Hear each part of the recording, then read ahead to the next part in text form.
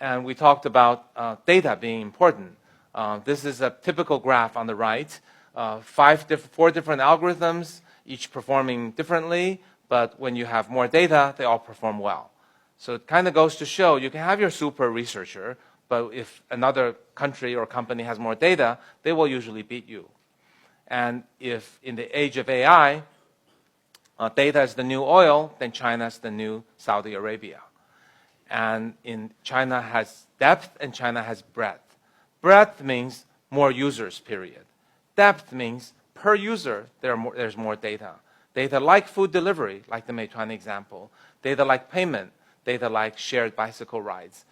There are 10, 50, 300 times more than US, multiplied by a 3 times more user advantage. So the mobile payment is an important one to talk about. Chinese mobile payment exceeded the China GDP. That would seem incredulous. What that means is people don't carry cash anymore in China. People don't use much credit cards in China, which means those of you who have not been to China, please be careful when you go because you might be stranded. Because if you bring out this cash, no one will take it. A lot of people won't take it. And the credit cards, the larger stores will take it, but there are many places you can't use it.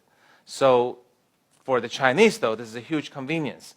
What this means is 700 million people are connected to each other, fully connected, not to merchants, but to people. Anyone can pay anyone. As little as 15 cents, I can pay someone. And then the commission is basically zero. Okay, it might be 0.1% at times, but generally it's somewhere between 0 and 0.1%. Compared to credit card companies, which are really the parasite in the American economy.